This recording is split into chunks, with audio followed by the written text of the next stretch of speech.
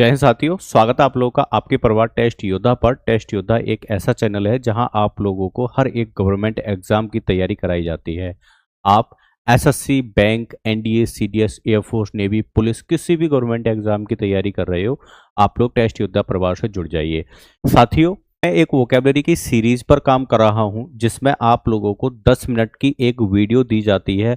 इस वीडियो में आप लोगों को antonym, synonym, idiom and phrase यानी जो कोई भी वर्ड आप लोगों के पीवाईक्यू पेपर्स में मिलता है उस वर्ड को इस वीडियो क्लास में करा दिया जाता है।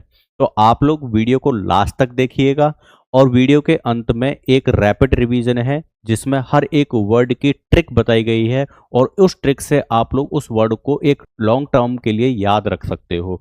तो क्लास को एंड तक देखिएगा और क्लास के एंड में आप लोगों को 2 पीवाईक्यू क्वेश्चन भी मिलेंगे, उनके आंसर कमेंट बॉक्स में देके जाइएगा।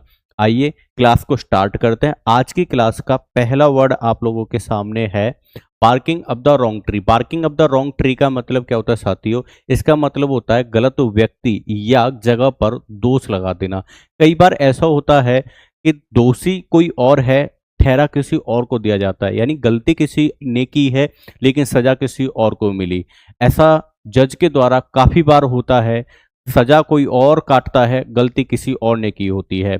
आप लोग जानते हैं आजकल ऐसा कौन कर रहा है? जो कर रहा है उसका कमेंट सेक्शन में आंसर जरूर देके जाना। ऐसी कौन सी सरकार है जो ऐसा कर रही है आज के टाइम पे? भाई मीनिंग देख लेते हैं। इसका मीनिंग क्या हो जाएगा? To make a wrong assumption और एक्यूज द रॉन्ग पर्सन।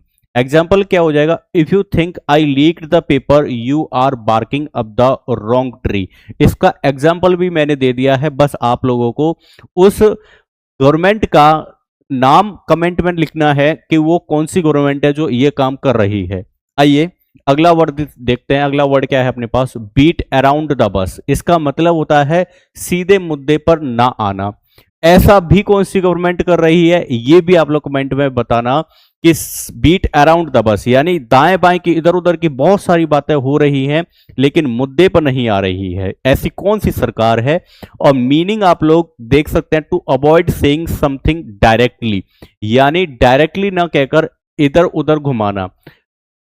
पापा ने आप लोगों को रंगे हाथों पकड़ लिया, आपसे कुछ क्वेश्चंस किए, भाई ये क्या है? तो आप लोगों ने डायरेक्टली नहीं बताया कि ये वाली चीज है। आप लोगों ने पापा को घुमाने की कोशिश की, यानी बीट अराउंड द बस। इसका मतलब क्या होता है? To avoid saying something directly. Example क्या हो जाएगा? Stop beating around the bush and tell me the real reason. आपकी के पापा ने आपको फेलियर का रीजन पूछा, आप क्या कर रहे थे? दाएं बाएं की बातें कर रहे थे, लेकिन आपके फादर ने कहा stop beating around the bush and tell me the reason of your failure. आपके फेलियर का रीजन क्या है? आइए अगला वर्ड देखते हैं। अगला वर्ड क्या है? Call it a day. काम बंद करना। बहुत बार ऐसा होता है कि काम करने का मन नहीं करता, इसे आप कह सकते हो कॉल इट अ डे, यानी जिस दिन आप काम नहीं करो उस दिन को आप लोग क्या कहोगे? Call it a day. To stop working for the day meaning होता है इसका। एग्जाम्पल देख लीजिएगा। We have completed the project, let's call it a day, यानी किसी ने अपना प्रोजेक्ट कंप्लीट कर लिया और इसे क्या कहोगे? Let's call it a day, आओ काम बंद करें। आइए नेक्स्ट देखते हैं। नेक्स्ट अगला वर्ड अपने पास क्या है? नेक्स्ट वर्ड है अपने पास टेस्ट योद्धा। टेस्ट योद्धा एक ऐसा परिवार है जहां आप लोग को हर एक गवर्नमेंट एग्जाम की तैयारी कराई जाती है। अगर आप लोग चैनल पे नए हैं तो चैनल को सब्सक्राइब कर लो, और अगर आप लोगों ने अभी तक टेस्ट योद्धा ऐप को डाउनलोड नहीं किया है अपने फ़ोन में तो आज ही जाओ प्ले स्टोर पर और जाकर सर्च कीजिए टेस्ट योद्धा और डाउनलोड कर लीजिए प्ले स्टोर से टेस्ट योद्धा एप्लीकेशन को। ठीक है साथियों, और वीडियो को लाइक भी कर दीजिएगा साथियों। आइए नेक्स्ट वर्ड समझते हैं। नेक्स्ट वर्ड है अपना gate cold fit. Gate cold fit का मतलब होता है डर जाना, हिम्मत खो देना। लोग बहुत ही जल्दी डर जाते हैं। गेट कोल्ड फिट यानी इसका मतलब क्या होता है? To become nervous before doing something important. Example देख लीजिएगा। He got cold feet before the SSB interview. आप लोगों के सामने कोई सिचुएशन आने वाली है और उससे ही पहले आप लोगों के हाथ पैर ठंडे हो जाना, अरे बाबा क्या होगा क्या होगा क्या होगा, इस तरह से सोचना और नर्वस हो जाना, खुद ही रिजल्ट निकाल ले तो यार हमारा तो कुछ हो ही नहीं सकता, फेल हो जाएंगे। नहीं जी, आप लोगों को हिम्मत रखनी चाहिए ऐसे टाइम में और हिम्मत से कामों को करना चाहिए। डर के आगे जीत है। आइए इसका मुंह तोड़ जवाब दीजिए। गेट कोल्ड फिट का मतलब होता है डर जाना या हिम्मत खो देना। आइए अगला वर्ड देखते हैं। अगला वर्ड क्या है भाई? Miss the boat. Miss the boat का मतलब होता है आप लोग मौके को खो देते हो। एक बार चांस मिलता है और उस मौके को भी खो देना, मतलब मिस द बोट, अवसर को खो देना। मीनिंग क्या हो जाएगा? To miss a good opportunity. एक अपॉर्चुनिटी मिली थी आप लोगों को, वो भी आप लोगों ने खो दी। अरे उस टाइम पे बोल दिया होता तो आज बताओ वो भी तैयारी कर रहा होता ना आप लोगों के साथ। एग्जाम्पल क्या हो जाएगा? She miss the boat by submitting the form after the deadline. यानी अगर आप लोगों ने उसका टाइम से फॉर्म फिल करवा दिया होता तो वो भी यहाँ पे आपके साथ ही तैयारी कर रहा होता, सोनू सर के साथ मिलके। लेकिन आप लोगों ने ऐसा नहीं किया, तो क्या कर दिया आप लोगों ने? मिस द बोट, बोट को मिस कर दिया। आइए अगला वर्ड सिखाता हूँ। अगला वर्ड है आप लोगों का पुल समवन्स लेग, मजाक करना। ये भाई मेरी ऑफलाइन क्लासेज में बहुत होता है। मैं बहुत अपने स्टूडेंट्स की टांग खींचता हूँ, यानी बहुत ज़्यादा मजाक करता हूँ।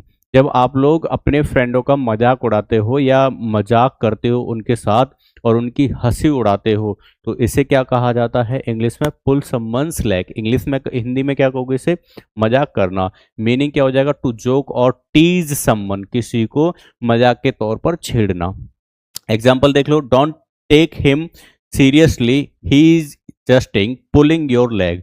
उसे सीरियस मत लो भाई, वो आप लोगों की जस्ट क्या कर रहा है? मजाक कर रहा है ना? इस वर्ड को याद रखिएगा। नेक्स्ट वर्ड देखते हैं। सी आई टू आई।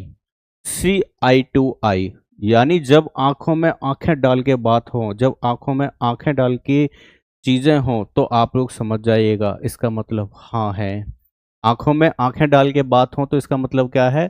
पूरी तरह सहमत होना, यानी सामने वाला पर्सन आप लोगों की बात को समझ चुका है और वो पूरी तरह से एग्री है। मीनिंग क्या हो जाएगा? To agree completely with someone.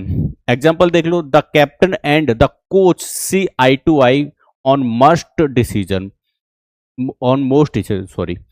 तो इसका मतलब क्या है भाई? ये जो ऑफिसर है और कैप्टन है, कोच है, दोनों के दोनों आंखों में आंखें डाल के बात कर रहे हैं मोस्ट इंपोर्टेंट डिसीजन पर, यानी इन दोनों की उस जो भी डिसीजन है उस पर क्या हो चुकी है? सहमति हो चुकी है। इस वर्ड को याद रखना, आंखों में आंखें डाल के बात करना मतलब to agree completely with someone. आइए अगला वर्ड लेके चलते हैं। The ball is in your court का मतलब होता है फैसला अब तुम्हारे हाथों में है। हम लोगों ने तो मेहनत जो करनी थी वो कर ली, अब फैसला तुम्हारे हाथों में, यानी आप अपनी बात को कह डालो।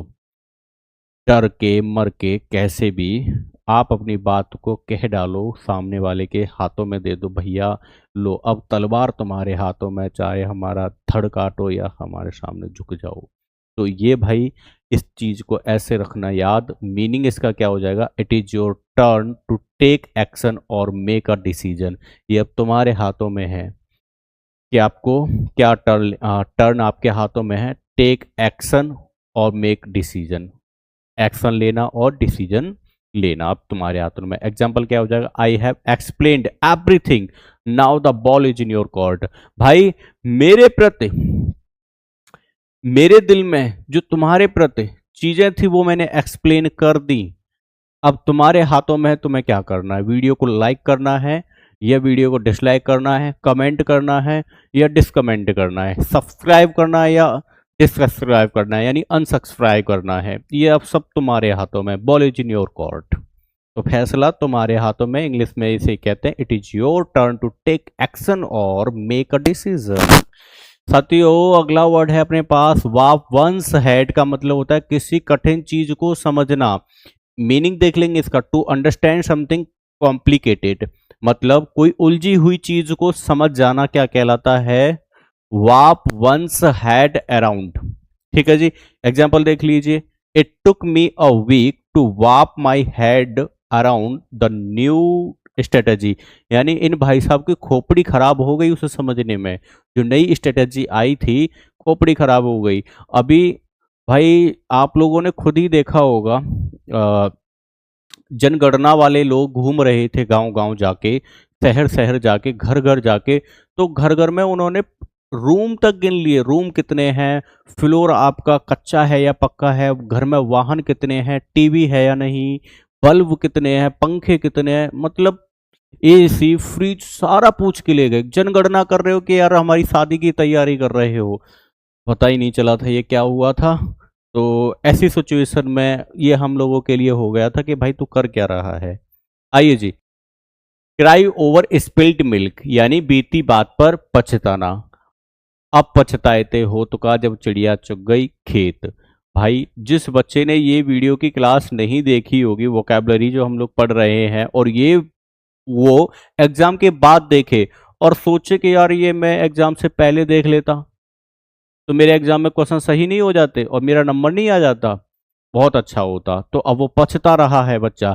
आप मत पछताना, एक भी बच्चा पछताने के लिए नहीं छोड़ूंगा। इस वीडियो को पूरा देख के जाइएगा और शेयर करके भी जाइएगा। आइए मीनिंग समझते हैं। To be upset about something that can not be changed, कुछ ऐसा जो बाद में चेंज नहीं किया जा सकता। यानी एग्जाम में अगर आप फेल हो जाओगे तो वो चेंज नहीं किया जा सकता, आपको पास नहीं किया जा सकता। इससे अच्छा भी बैठ के मस्त तरीके से पढ़ो।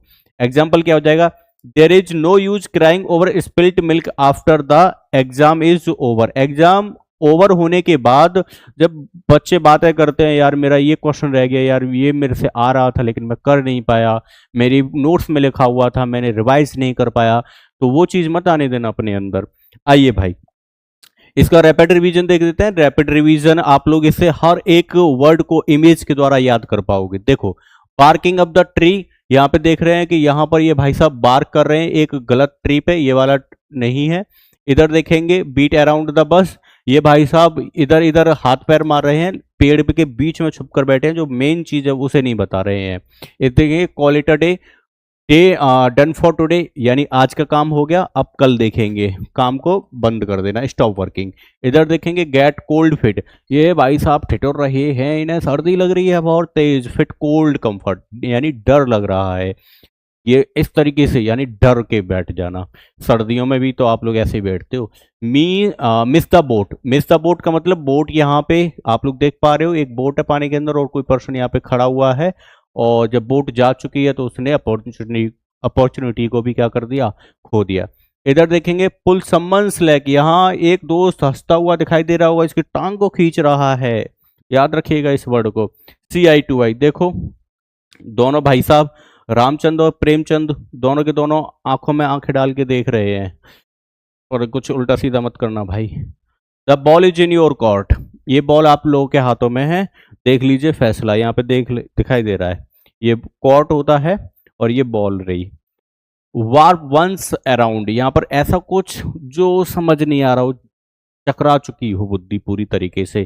क्राई ओवर स्पिल्ट मिल्क, यहाँ एक गिलास दिखाई दे रहा होगा, यहाँ पे दूध भी फैला हुआ आप लोगों को दिखाई दे रहा होगा। तो आप लोग इसको भाई साहब इस तरीके से याद रख सकते हो, ठीक है जी। आइए तो क्वेश्चंस क्या है, क्वेश्चंस एक बार देख लेते हैं। कह रहा choose the correct meaning of the word. भाई ये वाला SSC CGL ने हाल ही में पूछ लिया था, आइए इसका आंसर लगाते हैं। आंसर क्या हो जाएगा, कह रहा है miss the boat. Miss the boat का मतलब होता है to go on a journey, नहीं ये तो नहीं होगा। टू मिस एन अपॉर्चुनिटी, यही आंसर हो जाएगा। ये टू बाई अ बोट या टू अराइव अर्ली भी नहीं होगा, ठीक है जी, करेक्ट है बिल्कुल। आइए नेक्स्ट क्वेश्चन देख लेते हैं। Choose the correct meaning of the idiom gate cold fit.